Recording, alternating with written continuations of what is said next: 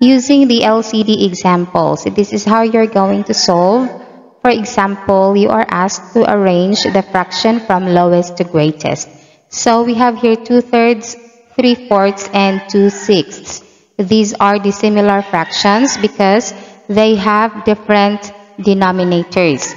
The first thing that you are going to do is you are going to find the least common denominator, or what we call LCD. So skip counting lang po yan for all of the denominators. So we have 3, 4, and 6. So for 3, we have 3, 6, 9, 12, 15. And it could go on kung dili pa gid siya makita ang ato ang gipangita nga LCD. So we have 4, 8, 12. And then for 6, we have 6, 12. Again, kaning 3, 4, 6 mo ni ang mga denominators. And we are going to look for common denominator nga pinakagamay. So, I think based on this, we can find 12 as the least common denominator. Tungod kay, we both reach 12. It means nga, ma-divide nato sa 3, ma-divide nato sa 4, ma-divide po nato sa 6 ang 12. Now, we are going to use the LCD to convert the fraction. So, it will become like this.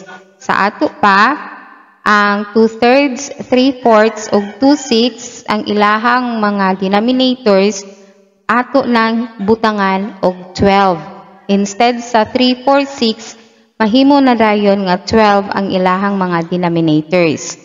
So, we are going to convert ang 2/3 atong i-convert nga 12 ang iyahang denominator.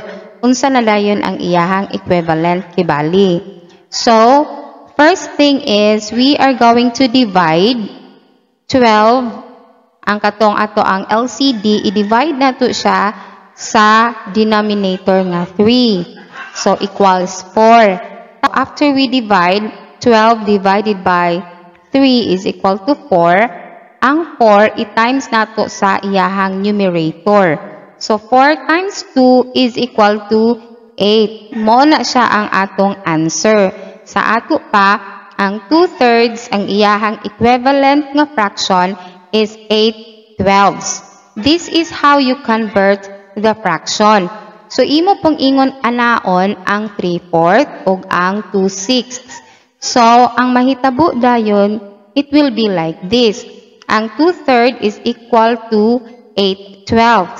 Tapos, ang 3/4 is equal to 9/12. Tapos, ang 2/6 is equal to 4/12. It's because imo lamang gi-convert isa-isa. Okay? So, pareha sa process kaganina. So, if you are going to arrange, same naman sila o denominator. So, gikan sa dissimilar fraction, nahimo na silang similar fraction. Now, since lowest to greatest man ang pag-arrange, so tan-aw nato asa ang pinakagamay ug numerator. So, pinakagamay ug numerator is 4/12. That is 2/6. So, inani na dayon ang final answer niya. So, 2/6 and then followed by 2/3 because ang 2/3 is 8/12 ang iyahang equivalent. Tapos, 9/12 is the biggest. So, ang 9/12 is ang 3/4. That's why the final answer would be 2/6, 2/3, and 3/4. Dili nato makuha ang final answer kung dili nato kuhaon ang ilahang equivalent fraction. Ug maulagi ito siya, ato siyang gigamitan sa LCD or least common denominator.